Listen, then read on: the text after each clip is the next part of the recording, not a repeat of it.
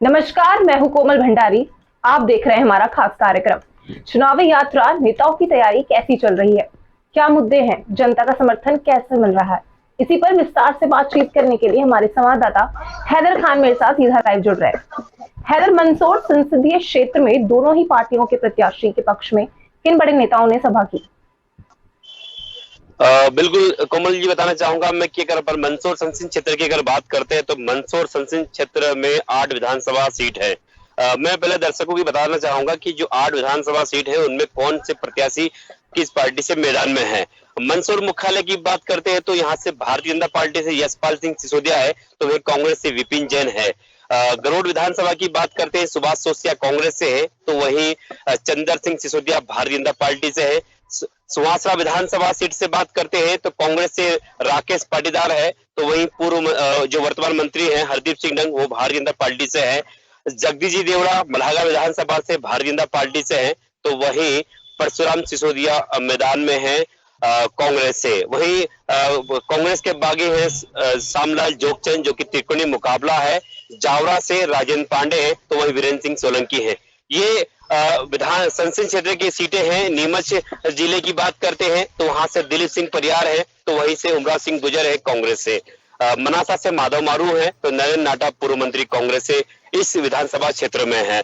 कमल जी, बताना चाहूंगा इन तमाम 8 विधानसभा सीटों में जो कि समीकरण इस तरह का, जो लगातार नेशनलिस्ट टीम की टीम लगातार इन विधानसभा क्षेत्र में गई है और चुनावी चौपाल भी वहां पर की। वहां की मतदाताओं का रुखो तर्क जाना है, वहां से साफ तौर पर जो बातें मतदाताओं के सामने तौर पर आई हैं, वो तमाम जो मुद्दे हैं वो मैं बताना चाहूंगा। हालांकि 18 साल की जो सत्ता डबल इंजन की सरकार शिवराज सिंह चौहान की इस मध्य प्रदेश में रही है, तो वही कमलनाथ की जो 7 साल की जो सरकार रही है, दोनों ही पार्टी दावे कर रही है। तो वही कांग्रेस ने अपना नॉमिनेट जो चेहरा है मुख्यमंत्री का, वो कमलनाथ को पर्दे के साफ तौर पर साफ कर दिया है। तो वही आज भी भारतीय जनता पार्टी का मुख्यमंत्री का चेहरा आज इस बार कौन होगा, वो पर्दे के पीछे है। तो ये तमाम बातें हैं और जनता के बीच जा रहे हैं। हालांकि बताना चाहूंगा कोमल जी कि जिस तरह से मध्य प्रदेश में डबल इंजन की सरकार थी, 18 साल का कार्यकाल शिवराज जी का मध्य प्रदेश में रहा है। इसी बीच अल्प समय का जो 7 साल का कमलनाथ जी का रहा है, उन तमाम जो योजनाएं उस समय रही हैं, उस अल्प समय में कितनी योजनाएं जो इस कांग्रेस सरकार ने की हैं, जो वादे किए थे कांग्रेस के, चाहे वो कर्ज माफी का मामला हो, चाहे वो अन्य योजनाओं का मामला हो, उन बातों को लेकर के कांग्रेस प्रत्याशी एक बार से मैदान में है।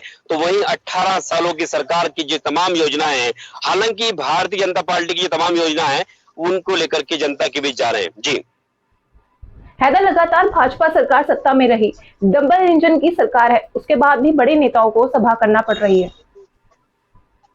बिल्कुल, ये डबल इंजन की सरकार रही है भारतीय जनता पार्टी की। हालांकि आज मंदसौर से निकट मल्हागा विधानसभा की बात करते हैं, जहां बीजेपी के प्रत्याशी जगदीश जी देवड़ा है, उन्हें वहां गुजरात के मुख्यमंत्री प्रहलाद पटेल इनके पक्ष में चुनावी सभा को संबोधित कर रहे हैं।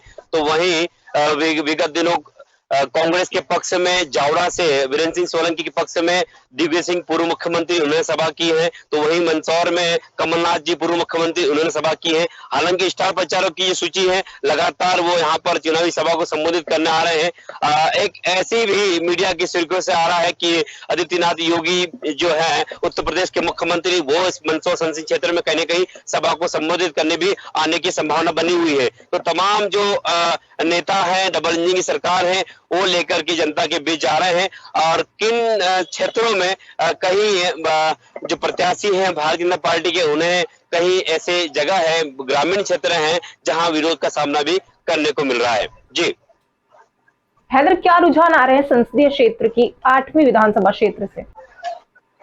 देखिए कोमल जी, बताना चाहूंगा कि अगर रुझान की बात सामने आती है तो आंकड़े हैं, क्योंकि 230 विधानसभा सीट है मध्य प्रदेश के अंदर, और इस बार जो समीकरण देखने को मिल रहा है, हालांकि सत्ता परिवर्तन की बात तो मतदाताओं के बीच में देखने को नहीं मिल रही है, लेकिन कहने के एमएलए सीट की अगर बात करते हैं तो यहाँ पर परिवर्तन की बात सामने साफ तौर पर देखी गई है। जो चेहरे चेंज कर दिए गए हैं, वो चेहरे जो है, चाहे बात करते हैं मंदसौर विधानसभा की, तो यहाँ पर विपिन जैन और यशपाल के सिंह के बीच में कड़ा मुकाबला यहाँ पर देखने को मिला है। तो वहीं जगदीश देवड़ा और परशुराम के बीच में त्रिकोणीय मुकाबला श्यामलाल जोगचंद जो कि कांग्रेस के बागी हैं, वो भी चंदा करके जिस भी जनता के बीच में है, इन्होंने नामांकन के दिन भी एक एक रुपया जनता से, वहां मतदाताओं से उगा करके मतदान नामांकन दाखिल किया है। तो वही 18,000 रुपए नगद एक एक रुपए इकट्ठा किया है। तो वही 18,000 रुपए की राशि उनके 48,000 रुपए की राशि उनके खाते में आई है। ऐसे प्रत्याशी भी मैदान में है, हालांकि कहीं त्रिकोणीय मुकाबला है तो वहीं दोनों ही पार्टी मैदान में है। कमल जी, बताना चाहूंगा सबसे अहम मुद्दा तो यह है कि जो भारतीय जनता पार्टी की सरकार ने जो शासन की योजनाएं चलाई, चाहे वो लाडली लक्ष्मी योजना हो, चाहे लाडली बहना योजना हो, उस योजना को अंडरलाइन किया है। उस योजना को अंडरलाइन करके वो फ्रंट पे ला करके उस योजना के बीच जनता के बीच जा रहे हैं। हालांकि सरकार ने जिस तरह से जो राशि 1,000 से बढ़ा करके 1,200 की है, तो वही कांग्रेस ने भी 1,500 देने का दावा किया है। सिलेंडर वहां 500 देने का दावा कर रही है। वहीं पर विधवा पेंशन, वृद्धा पेंशन बढ़ाने का बात कर रही है, जो कि राजस्थान में जो नजदीकी जो राज्य है राजस्थान, वहां कांग्रेस की सरकार है। उस कांग्रेस सरकार की जो तमाम योजना है वो मध्य प्रदेश के पटल पर ला करके उन योजनाओं को लाने की बात कर रही है। हालांकि कांग्रेस इन 11 वचनों के साथ इस बार मध्य प्रदेश के अंदर उतरी है, तो वही भारतीय जनता पार्टी भी 18 सालों से इस मध्य प्रदेश में राज कर रही है। तो कहीं न कहीं इस तमाम योजनाओं को लगे, चाहे वो किसान कर्जे का मामला हो, चाहे वो लाडली बहना की तमाम योजनाओं की बात हो, तो ऐसी इन योजनाओं को लेकर के जनता के बीच जा रही है। जी हैदर, यहाँ की जनता का मूड क्या है? बिल्कुल, हमने 8 ही विधानसभा सीटों पर हमने जाकर के ग्राउंड जीरो पे यहाँ पर रिपोर्टिंग की है। तो यहाँ पर कहीं कहीं विधायकों के प्रति भी आक्रोश देखने को मिला है। कहीं जो विधानसभा सीट है वहां भारी व्यक्ति, चाहे मंदसौर का विधानसभा की बात करते हैं तो मंदसौर का नेता मनासा से विधायक के रूप में प्रत्याशी है, नरेंद्र नाडा की बात करते हैं तो वहां पर उनका विरोध कहीं न कहीं भारी नेता को देखने को मिल रहा है कि तमाम तरह के तर्क निकल के सामने आ रहे हैं कि भाई भारी नेता है, जीतने के बाद में मंदसौर उनकी मुख्यालय होगा, तो उसको लेकर के भी यहाँ पर कहने की किसानों के मतदाताओं के बीच में सामंजस्य बैठ नहीं पा रहा है। तो ऐसी बात करते हैं मंदसौर विधानसभा सीट की, तो लगातार जो चेहरे सामने आते हैं, कहीं न कहीं परिवर्तन की बात भी मतदाताओं को देखने को मिल रही है। तो कमल जी, एक बड़ा सवाल ये होता है कि सरकार अभी फिलहाल मतदान की तारीख 17 नवंबर है, लेकिन देखना ये होगा कि अभी जो मतदाताओं के जो मन में है वो मन में यह है कि एमएलए सीट को कहीं न कहीं इस संसदीय क्षेत्र में एमएलए जो सीट है, विधायक की जो सीट है, वो कहीं न कहीं परिवर्तन तो देखने को मिलेगा। लेकिन इस बार मुख्यमंत्री कौन होगा, ये एक बड़ा सोचने वाली बात है कि पर्दे के पीछे कई ऐसे चेहरे हैं जो नॉमिनेट अभी नहीं किए गए हैं, लेकिन कांग्रेस ने पर्दा साफ कर दिया है, कमलनाथ ही उनका मुख्यमंत्री होंगे। तो अब दोनों ही पार्टी लगातार दावे कर रही है योजनाओं के। जी कमल जी। हैदर, बीजेपी और कांग्रेस के प्रत्याशी दोनों अपनी जीत के दावे कर रहे हैं, क्या लगता है आपको कि किसे समर्थन मिलेगा? बिल्कुल, बीजेपी भी और कांग्रेस दोनों ही पार्टी के प्रत्याशी लगातार मेहनत कर रहे हैं और उनकी मेहनत को दिखाया जा सकता है कि वो इस अभी के दौर में इतना वो सो रहे हैं जैसे कि वो प्रधानमंत्री की जो नींद होती है, उनकी तमाम चीजों को लेकर के वो सुबह 6 बजे उनका जो शेड्यूल है, वो जो 11 बजे उठने का शेड्यूल था, वो सुबह 6 बजे को उठने के बाद लगातार जनसंपर्क में है और रात के 11 बजे तक वो जनसंपर्क के बीच रह रहे हैं। तो वहां अगर जो मंत्री हैं, जो मंत्रियों के पदों पर रहे हैं, उन मंत्रियों को काफी मेहनत करना पड़ रही है। तो कहीं उन्हें मुख्यमंत्रियों की भी सभा हो रही है, कहीं राज्य मंत्री की सभा हो रही है, कहीं गुजरात के जो एमएलए हैं उनको प्रभारी बना करके इस विधानसभा क्षेत्र में भेजा गया है। तो कहीं न कहीं भारतीय जनता पार्टी को भी इस बार मेहनत करने की जरूरत पड़ रही है। तो कांग्रेस की बात करते हैं तो कांग्रेस ने टिकट बातें की है, टिकट वितरण का जो मामला सामने आया है, वो उसमें कहीं न कहीं गड़बड़ी जो हुई है, क्योंकि टिकट दे दिए गए हैं, फिर उनके टिकट वापस से रिपीट बदल दिए गए हैं, तो वो बागी के रूप में भी मैदान में आ गए थे। तो ऐसे तमाम बातें कमल जी इस विधानसभा संसदीय क्षेत्र में देखने को मिली है। आपको बताना चाहूंगा कि हालांकि आज 7 तारीख हो चुकी है, 7 यानी कि 10 दिन बाकी हैं और 10 दिनों के अंदर लगातार इस विधानसभा क्षेत्रों में जनसंपर्क लगातार इनके दौरे चले गए। हालांकि हमने ऐसे कई विधानसभा क्षेत्रों में जाकर के मतदाताओं से बात की है, स्वास्थ्य, शिक्षा, विकास, ऐसे तमाम मुद्दे इसमें। हालांकि मध्य प्रदेश एक कृषि क्षेत्र है, कृषि राज्य है, जहां किसानों का एक बड़ा ये राज्य कहा जा सकता है। भारत का एक पहला राज्य जैसा माना जा सकता है जो कि कृषि है। यहाँ पर किसान अपनी फसल का उपज और यहाँ दलहन तिलहन की भी इस संसदीय क्षेत्र में ज्यादा उपज होती है, तो ये कृषि क्षेत्र माना जाता है संसदीय क्षेत्र। तो ये कहीं न कहीं किसान ही सरकार का उलटफेर और किसान ही सरकार बनाती है, किसान ही सरकार गिराती है। तो कहीं न कहीं किसान का एक बड़ा मुद्दा इसके अंदर देखने को मिल रहा है। मतदाता लगातार इस बार कहीं न कहीं परिवर्तन की बात कर रहे हैं। युवा रोजगार की बात करते हैं तो कमल जी जो युवा है, युवाओं की फौज, विशाल फौज बेरोजगारी की एक बड़ा मुद्दा इस विधानसभा क्षेत्र में देखने को मिला है, क्योंकि कहीं न कहीं इस विधानसभा क्षेत्रों में रोजगार का एक बड़ा मुद्दा भी हो सकता है। जी। हैदर, मंदसौर जिले की अगर बात करें, यहाँ पर किसका वर्चस्व सबसे ज्यादा है?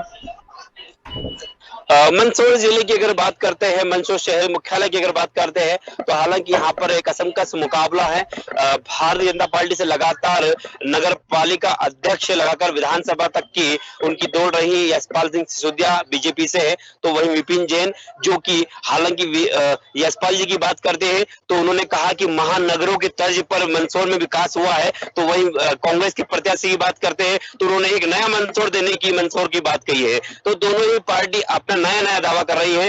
हालांकि विपिन जैन का एक नया चेहरा है, नए चेहरे के साथ में साफ सुथरी छवि को लेकर के भी जनता एक अलग तरह के तर्क बिकर की बातें सामने आ रही हैं। तो वहीं विकास की बात करते हैं, डबल इंजन की सरकार में रहे 3 बार विधायक यशपाल सिंह सिसोदिया मंदसौर नगर पालिका अध्यक्ष भी रहे हैं, तो अपने विकास को लेकर के जनता के बीच में है। तो कहीं न कहीं 2019 में आपने सुना होगा कि मंदसौर में अति वर्षा से पूरा मंदसौर जलमग्न हो गया था, उसको लेकर के भी कहीं न कहीं विरोध का सामना भी मंदसौर जो विधायक रही यशपाल जी उनको भी लेकर के कहीं न कहीं उसका झेलना पड़ रहा है। कहीं अभी विगत दिनों भी मंदसौर के निकट फतेहगढ़ में उनका विरोध का सामना उनको देखने को मिला। तो ऐसी तरह की बातें आई हैं। विपिन जैन और यशपाल जी के बीच में कड़ा मुकाबला है और अब ये समय की घड़ी और देखना होगा कि सेहरा किसके सर पे सजेगा।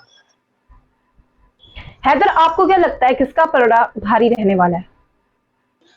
बिल्कुल, जैसा कि कहा किसका पलड़ा भारी होगा, ये अभी फिलहाल क्योंकि कहीं वोटर्स जो हैं वो वोटर्स भी साइलेंट है, क्योंकि मुख्यालय की सीट है मंदसौर और मंदसौर मुख्यालय की होने के बाद में लगातार एक विपिन जैन जो है वो नया चेहरा भी है और नए चेहरे के बाद ये एक सरपंच के बाद में इन्हें डायरेक्ट पहले नजदीकी दलोदा पंचायत के सरपंच रहे, जिन्हें महानगर जिन्हें कहीं राष्ट्रीय पुरस्कार से उन्हें नवाजा गया था, वही विपिन जैन है जो कि और इस बार विधायक की सीट के दावेदार हो गए हैं। तो ये विपिन जैन का एक नया चेहरा है। जनता भी इस बात को देख रही है कि नजदीकी जो ग्राम पंचायत थी दलोदा, उस दलोदा की जो काया जो स्वरूप था वो कहने के सौंदर्यीकरण के रूप में देखा गया है।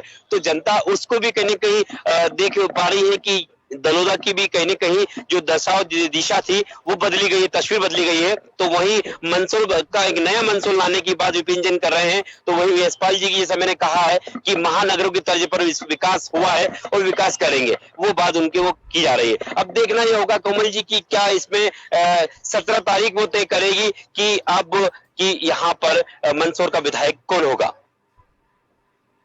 हैदर, पूरे मध्य प्रदेश की बात करें, भारतीय जनता पार्टी या फिर कांग्रेस किन मुद्दों को लेकर जनता के बीच पहुंच रही है?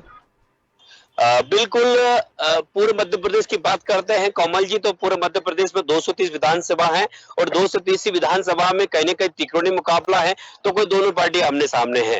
तो 18 साल की सरकार जो की रही है भारतीय जनता पार्टी की, उनकी तमाम जो योजना है, चाहे वो सिंचाई की योजना हो, चाहे वो कर्ज माफी की योजना हो, चाहे वो बिजली बिल माफी की योजना हो, चाहे वो लाडली बहना हो, चाहे वो तमाम जो योजना है, चाहे वो तीर्थ योजना हो, इस तमाम योजनाओं को अंडरलाइन करके वो जनता के बीच जा रहे हैं। तो वही 1.25 साल की सरकार में रहे कमलनाथ, उनकी तमाम जो योजनाएं रही है, चाहे कि 2 लाख तक कर्ज माफ कर देंगे, 100 बिजली बिल हाफ माफ, जो तमाम जो योजना है, 500 रुपए सिलेंडर, 1500 रुपए नारी सम्मान योजना, तो इस योजनाओं को लेकर के वो जनता के बीच जा रहे हैं और अपने मत और अपने जीत का दावा वो कर रहे हैं। हालांकि अभी दोनों ही पार्टी कसमकस है और जनता इस बार जो कसमकस मुकाबला है वो देखने को बेताबू है, क्योंकि यहाँ पर तमाम लोग लगे हुए हैं। पूरे भारत की नजर मध्य प्रदेश के ऊपर टिकी हुई है, क्योंकि ये किसानी राज्य है और ये वही मध्य प्रदेश है जो लगातार मध्य प्रदेश के मुख्यमंत्री शिवराज सिंह चौहान लगातार हैट्रिक पर यहाँ पर जीत हासिल की थी। और उसी 15-18 सालों की सरकार में एक बीच में एक ऐसा दौर 2018 आता है जहां पर कमलनाथ जी 1.25 साल राज करते हैं और ऐसा उलटफेर होता है वापस से कि वो 1.25 साल में एक बार फिर से वो भारतीय जनता पार्टी की सरकार बन जाती है। तो ये मध्य प्रदेश वो मध्य प्रदेश है भारत का जो जहां पर इस विधानसभा सीट में देखने को एक बड़ा ही दिलचस्प होगा। इस विधानसभा में रोचक मुकाबला इस विधानसभा में देखने को मिल रहा है मध्य प्रदेश में। जी हैदर, कुछ दिन कांग्रेस की सरकार मध्य प्रदेश में रही, उसके बाद मोहम्मद शिवराज की सरकार आई। इस बार जनता किस आधार पर अपना मत इस्तेमाल करेगी? बिल्कुल, मध्य प्रदेश में डबल इंजन की सरकार होने के बावजूद में भी कांग्रेस ने हैट्रिक मान ली, कांग्रेस की सरकार बन गई। ये एक बड़ा सवाल है कमल जी। कांग्रेस ने अपना 1.25 साल मध्य प्रदेश में राज किया है। कई मिलावटी खोरों के और भ्रष्टाचारियों के खिलाफ कदम उठाया है, कईयों की यहाँ पर और भी योजनाएं चालू कर दी गई ही, लेकिन ऐसा एक मोड़ आता है और उस मोड़ में जो कांग्रेस है, जो कांग्रेस की जो दिग्गज नेता चाहे ज्योतिरादित्य सिंधिया है, वो अपना पूरी जो लाभी थी वो भारतीय जनता पार्टी में चली गई। ऐसे में एक बार फिर से मध्य प्रदेश में भारतीय जनता पार्टी की सरकार बन गई। तो ऐसे कहीं न कहीं इस बार उन चेहरों को देखा गया है, उन चेहरों को परखा गया है कि वही क्या वही चेहरे होंगे, उन्हीं को प्रत्याशी बनाया गया है कि जो कमलनाथ जी की श्रेणी, उनकी जो बातों पे जो खड़े उतरेंगे उन्हीं को इस बार प्रत्याशी बना दिया गया है, क्योंकि इस बार बड़े सोच समझ कर टिकट का वितरण किया गया है। और कुछ जो गुटबाजी में देखने को मिली थी, जैसे मंदसौर संसदीय क्षेत्र की बात करते हैं तो पूर्व सांसद मीनाक्षी नटराजन का एक बड़ा गुट है, पूर्व मंत्री सज्जन सिंह वर्मा का एक बड़ा गुट इस विधानसभा संसदीय क्षेत्र में चला है। तो किसको इस बार किसके समर्थकों को टिकट दिया गया है? तो वहीं अगर बीजेपी की बात करते हैं तो यहाँ पर की पांडे ग्रुप, सुधीर गुप्ता ग्रुप, तो यहाँ पर उन गुटों को भी देखा गया है, उनके समर्थक को विधानसभा टिकट दिया गया है। जी हैदराबाद, धन्यवाद हैदर आपका। तो समझना और देखना होगा कि आने वाले विधानसभा के चुनाव को लेकर जनता की क्या कुछ मुद्दे हैं, जनता किस आधार पर अपनी मत को इस्तेमाल करेगी। देखना और समझना यह भी होगा कि इस बार क्या वाकई में भारतीय जनता वापसी करेगी या फिर कमलनाथ एक बार फिर। धन्यवाद।